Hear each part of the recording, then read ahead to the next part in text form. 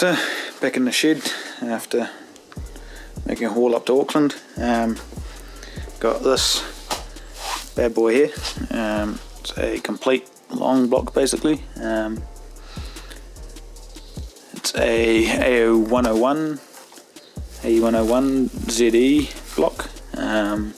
So the later model ones, very latest before 20 valves. It's done around 60,000 Ks from factory, so everything's still factory, hasn't it? And the plan is to just leave it, clean it up,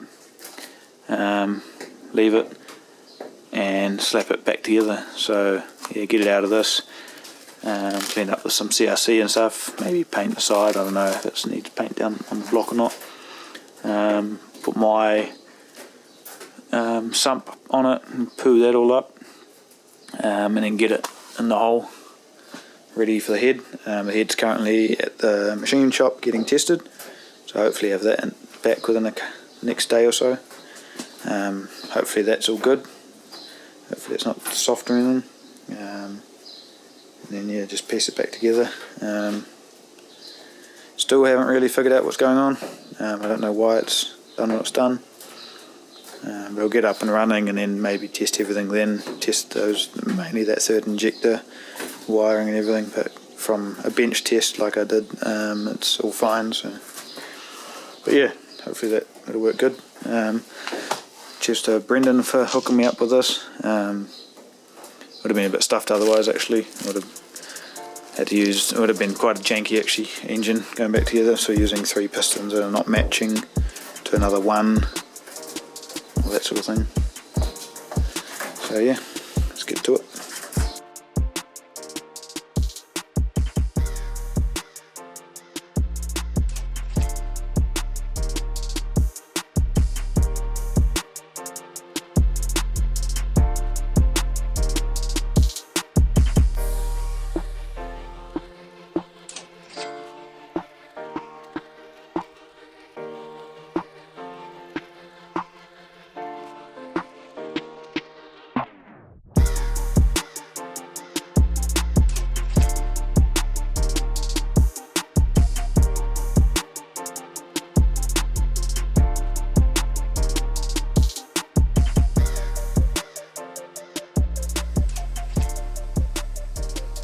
So got the engine back in the hole.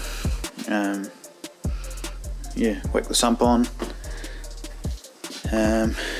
glued it all up, cleaned it all up, put the mounts back on, water pump back on, sealed that up, and yeah, just dropped it back in, used the old block and tackle that I've got there, push the car back, drop it back in, easy as. So now I have to go around and put all the bolts in. And yeah, got the head back from the machinist. That's all been tickled up. I want to take to it with the die grinder a bit, just polish it up a bit and bore it out a bit. They've machined where the little nick is out, but I want to just take these edges off a bit and then smooth those so that'll actually get rid of it a little bit as well, and then match them all so they're all similar. But yeah, they actually had to replace some valves, so they whacked new second-hand valves in that cylinder. They must have had some pitting on them or something, so they've done that, so it's all pretty fresh. But yeah, one interesting thing is the note that comes with it saying pistons are hitting the head. So there were some marks on the head around where the pistons seat, and they've obviously looked at that and gone, that's just straight up pistons hitting the head, so which is quite interesting, which I didn't check I suppose when I had it all apart whether it was, but basically I'll check with this one to make sure that the piston is not going proud of here, but it shouldn't because it's so low case, but I suppose it's maybe possible that that block had been machined on the top or not, I'm not sure.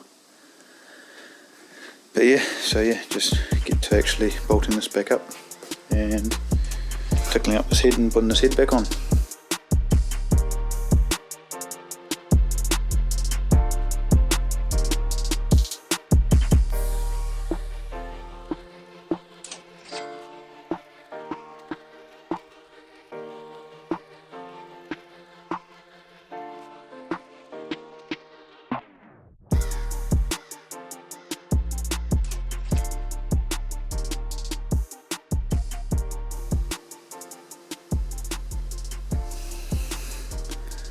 So I've just been working on the head, so I've just spent time with the die grinder, the old pour air compressor going hard. So I've just match ported the intake side, so I ground out the edges a bit. You can sort of see there's a bit of pin mark there, just to match the gasket that I've got. So it just flows a little bit better.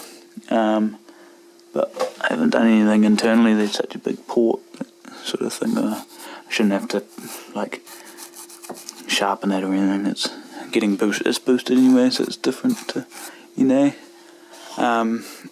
But as for the cylinder itself, the area, I've actually gone to town on that.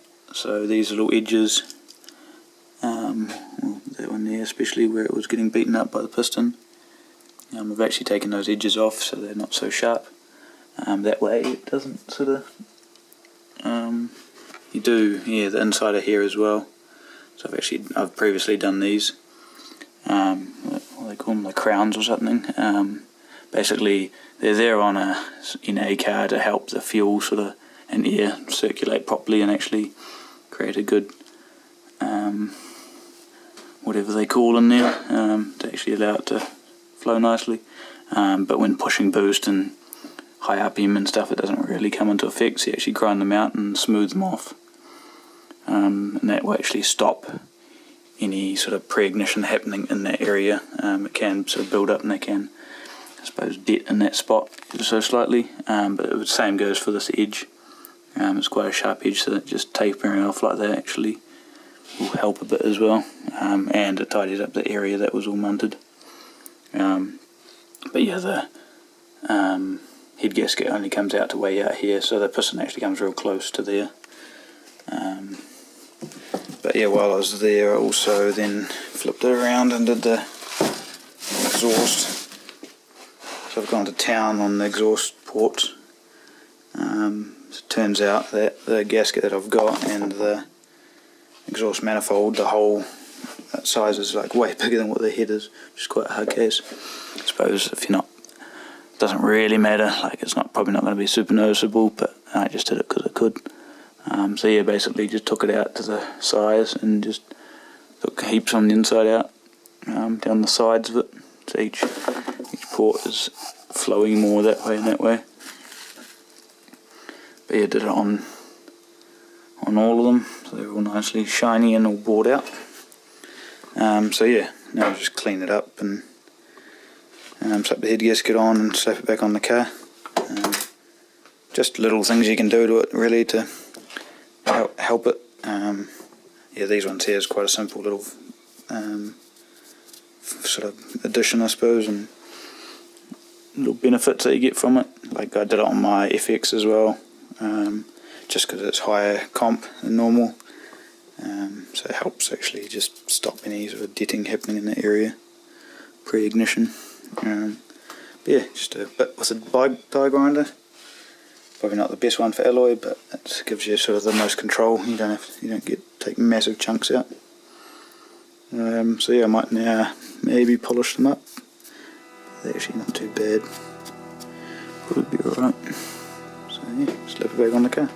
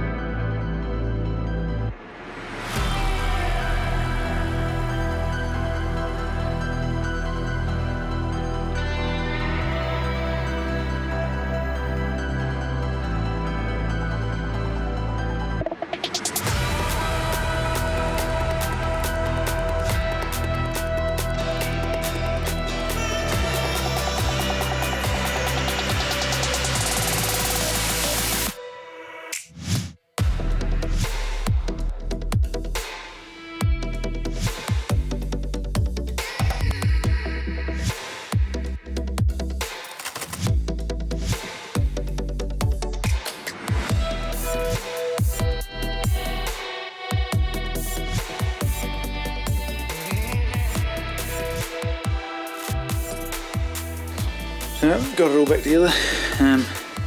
Yeah, time, slowly piece it together. Head was all on last night.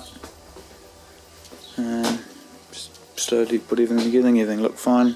Cleaned everything while I was there. Filled it with water, filled it with oil. I've put the injector plugs up the top here, and I've left them the way they were. And I'll try get up and running and then try change them and see if it changes it at all. But yeah, I'm pretty happy with how it's currently sitting. Got the ECU hooked up to the laptop via Bluetooth, so I can check everything. And I have to set timing as well, so I need to get the timing light and do that. But yeah, see if it actually starts. Probably actually first prime the system, get some oil flow going, some oil pressure.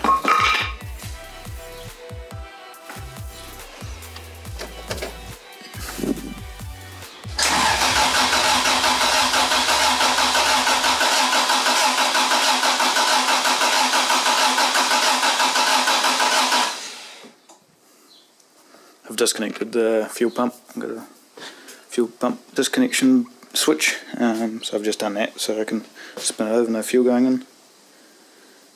Sounded all healthy. Yeah, get the timing light and hook that up.